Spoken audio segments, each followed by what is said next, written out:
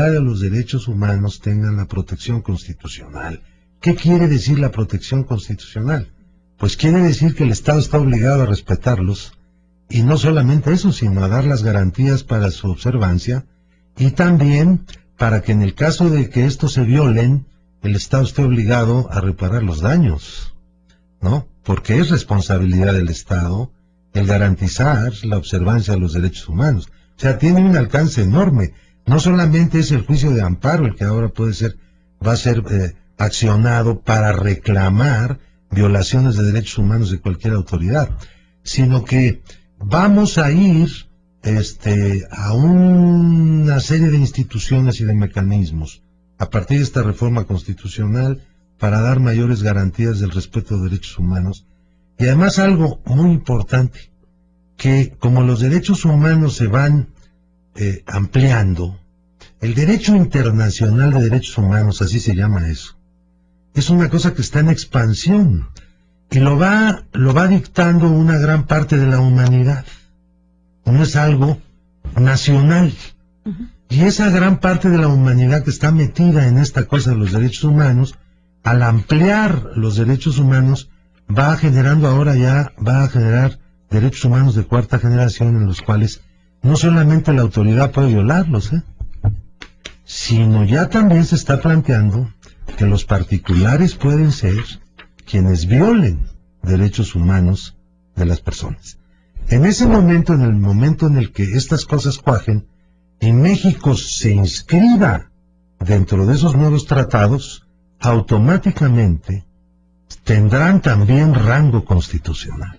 Alejandro Zapata Perogordo, senador del PAN, dentro de las revisiones que se hacen sobre el tema, está parte de la crónica hablando de que una parte del PAN, una parte digamos que no estaba de acuerdo con un elemento de esta reforma, pues retrasó lo que finalmente ayer vimos, que tiene que ver con la integración, con la especificidad de los homosexuales o de las minorías en este país, en esta materia, para estar también en el marco del texto de esta norma constitucional. Cuéntanos de eso. Sí, cómo no. ¿Quiénes no querían Carmen, y qué es lo que no mira, querían? Primero, yo te habré de señalar que en términos generales, ya es la segunda vez que lo hacemos, estoy de acuerdo.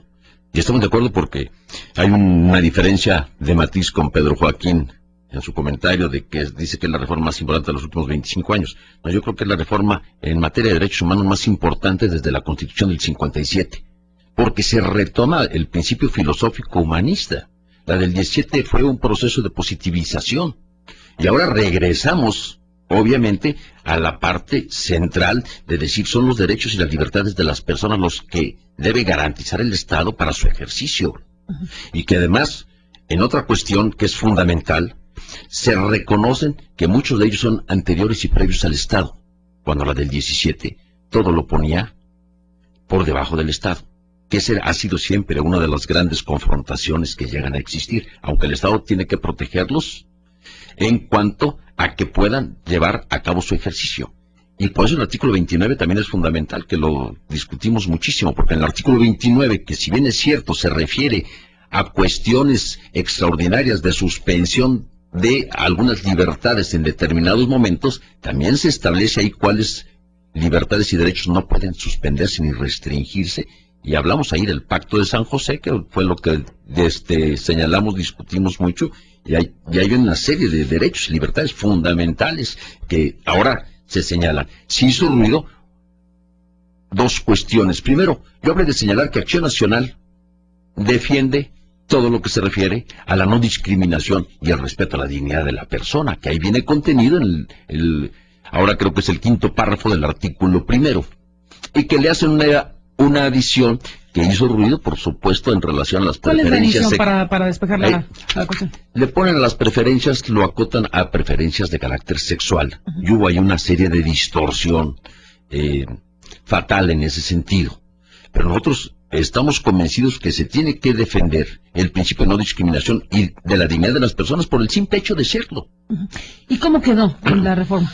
La realidad es que se considera que tiene mucho mayor valor la reforma que la distorsión que pueda dársele al propio concepto de no discriminación en relación a las preferencias sexuales. Si nosotros estuvimos de acuerdo en la gran mayoría, así lo vimos en el grupo, y algunos de ellos, bueno, señalaron que ellos iban a hacer de todas maneras la reserva para dejar el testimonio ahí sobre ese particular para evitar luego distorsiones. Yo no las tengo, no tengo dificultad en el sentido, y además el término persona, el de preferencia, ya lo había visto la Suprema Corte de la Justicia, que se refieren también a preferencias sexuales, y es el artículo 4 que habla inclusive de lo que es la familia, y dentro de la familia cómo se compone de ascendientes y descendientes. Pero algo habíamos dicho aquí, y con esto termino, que nosotros íbamos a procurar el evitar meternos a cuestiones de carácter ideológico que nos fueran a separar, cuando lo que se trataba era de construir en la esencia de lo que todos estábamos de acuerdo. ¿Cómo defines la esencia? Porque, bueno, te fuiste hasta la historia. ¿Cómo lo definirías en una frase, si se puede, en una síntesis? ¿La esencia de esta reforma implica qué? ¿El regreso al espíritu humanista? Yo, sin duda alguna, que lo que se tiene que hacer que exista son los derechos y las libertades de las personas, y el Estado, a través de las garantías, pueda garantizarlo, protegerlo. Ahora, han hablado ustedes de varios puntos en específico. Hablaron del artículo 33, por ejemplo. Ahí valdría la pena que explicaran un poco más. En este momento, el artículo 33 le permite al Estado mexicano expulsar sin más a un extranjero, sin darle derecho de nada, ni de audiencia, ni de pataleo, ni mucho menos. ¿Cómo quedaría si es que los congresos de los estados votan a favor de esta reforma constitucional? Sí, ciertamente, ahorita es una facultad discrecional del Poder Ejecutivo, y puede ser expulsado sin más, sin fundarla en derechos, sin garantía de audiencia, y no hay recursos. Cosa que no ocurre en otros países del mundo. Ahora se establece que debe fundarse en ley, tiene que haber una causa justificada en ley, y tiene derecho a impugnarlo el procedimiento. Me parece que derecho de audiencia, derecho y derecho de impugnación del procedimiento por la vía administrativa. Ese es el tema del artículo 33. El 33. Hay otra parte, Pablo, que es muy importante, que es lo que se le otorga a la CNDH, la ampliación de facultades, el ensanchamiento, digamos, de la fuerza de un organismo de Estado como la Comisión Nacional de Derechos Humanos, por un lado, en el tema de la investigación sobre casos extremos o violaciones graves a derechos humanos, facultad que hasta este momento tiene la Suprema Corte de Justicia de la Nación, una facultad que le resulta incómoda a muchos, incluyendo a gente de la Corte, y que es un tema de discusión muy amplio. En este punto se le transfiere, digámoslo así, a la CNDH esa facultad.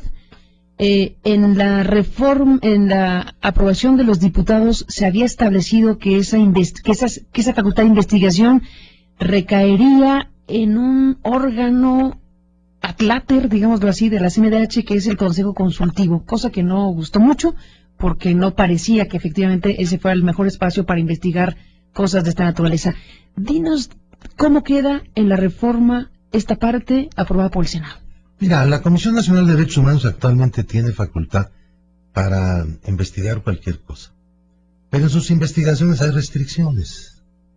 Digamos, no es una facultad originaria, es algo que se deriva de su función, pues de proteger los derechos humanos, averigua cómo estuvo las cosas, pero muchas autoridades le niegan información. Por un lado, eso es por un lado. Por el otro lado, la Corte tiene una facultad constitucional de investigar violaciones graves de las garantías individuales. Cosa que no ha resultado bien, porque una vez que está el informe, una vez que el Tribunal Pleno aprueba ese informe, lo modifica, pues no hay ninguna trascendencia, ¿no? Ninguna autoridad se pone a aplicarlo o a hacer su propia investigación.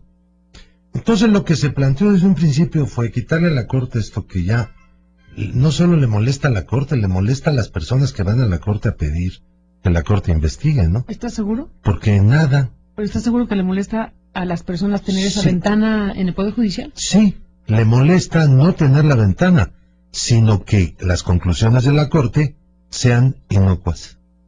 Depende del caso y la circunstancia. Aguas Blancas como caso emblemático. No, yo ¿Tuvo efectos políticos? No fue eso. Mira, perdóname, en Aguas Blancas yo creo que ahí lo que renunció el gobernador. Fue el poder político. No fue tanto la resolución de la propia Corte. El asunto de Atenco fue una barbaridad, ¿no? O O sea, no voy a entrar ahora en ese caso porque sería muy largo describir cómo de repente nadie dio las órdenes terribles de entrar a un pueblo allanando todas las casas, ¿no? Bueno, y haciendo una cantidad de barbaridades. ¿Garantiza esto que va a ocurrir algo distinto con la CNDH? Nosotros le damos esa facultad a la CNDH, lo que implica que va a poder hacer una investigación completa, cosa que no puede hacer ahora, ¿no? Entonces ya hay un cambio en las facultades de la CNDH. En segundo lugar, la CNDH debe dirigirse a la autoridad competente en procura de que ésta actúe de acuerdo con las conclusiones. ¿Qué dientes le dieron a la CNDH para que esto ocurra? Si la facultad constitucional. Si la investigación de la Corte dices no le hicieron caso a nadie, ¿quién garantiza que a la CNDH sí? ¿Qué hicieron para eso? Cuando tú presentas una denuncia tienes una serie de recursos. Tú puedes presentar una denuncia ante el Ministerio Público, el Ministerio Público resuelve el no ejercicio de la acción penal, tú puedes ir a los tribunales. Esto puede hacer la CNDH, pero además ahora la CNDH va a poder conocer más. En la ley reglamentaria vamos a tener que entrar a todos estos detalles de una nueva facultad constitucional de la CNDH. Para irnos a un corte... Pero hay más, luego sí, mucho más. Hay más. No, de la CNDH hay más cosas. Sí, nada más pones un corte. Sobre la CNDH, nada más, Alejandro Zapata, pero gordo, te pregunto, ¿qué va a suceder si todo esto prospera como reforma constitucional al final del tramo legislativo? ¿Qué va a suceder cuando los funcionarios no hagan caso de la recomendación de la CNDH? A ver, ahí son dos cosas, y tiene razón Carmen. La primera, como no son vinculatorias las recomendaciones, no pueden serlo, es la naturaleza. La autoridad puede decir, no la acepto. Lo único que sí nosotros exigimos ya desde el punto de vista constitucional, redundando y refrendando, es que la autoridad debe fundar y motivar el por qué no acepta la recomendación. Y la otra, que ahí ya nosotros podemos, pues nosotros no, las cámaras pueden mandar llamar al funcionario para que explique el porqué de su negativa. ¿El Senado? El Senado. O las legislaturas. La legislatura de los estados. Si un funcionario dice, a mí la investigación de Aguas Blancas, bueno, a mí si la investigación de Atenco me tiene sin cuidado, habrá un mecanismo para que vengas a explicar por qué no aceptas las recomendaciones. Pero hay una tercera cuestión que yo creo que es fundamental, que es parte de lo que se le decía a Pablo Gómez, y que no es una facultad que tiene la Corte. Si la comisión encuentra que existen dentro de sus indagatorias responsabilidades o ilícitos, sí puede ocurrir ante el Ministerio Público y darle seguimiento precisamente para que se finquen responsabilidades. Ya la CNDH. Ya las tiene a nivel constitucional, que es lo que señalábamos, porque yo voy de acuerdo que no sean vinculatorias sus resoluciones, pero que no puede quedarse después de una investigación solamente desde el punto de vista ético, moral o político, sino presentar toda la documentación ante una autoridad para que se le dé el cauce correspondiente. Para irnos al corte ahora sí, Pedro Joaquín Codwell, sobre el tema laboral, la CNDH tendrá ahora también atribuciones, ¿podrá hacer caso, digamos, de reclamos en esa materia? Sí, primero un brevísimo comentario. Sí. Nosotros no podríamos hacer vinculatorias las resoluciones de la CNDH porque desnaturalizamos a los ombudsmanes, que su fuerza es moral. Lo que sí hicimos es darle más dientes para que sus investigaciones sean más eficaces, para que pueda llegar a la verdad de las violaciones graves de los derechos humanos. Por ejemplo, los criterios judiciales le habían negado a la CNDH la posibilidad de acceder a la información confidencial o la información reservada.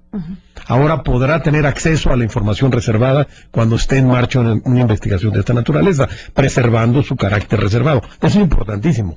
Se le había negado también judicialmente el derecho a emitir acciones de inconstitucionalidad contra leyes que violen derechos humanos contenidos en tratados internacionales. Ahora va a poder interponer acciones de inconstitucionalidad la CNDH en esos casos.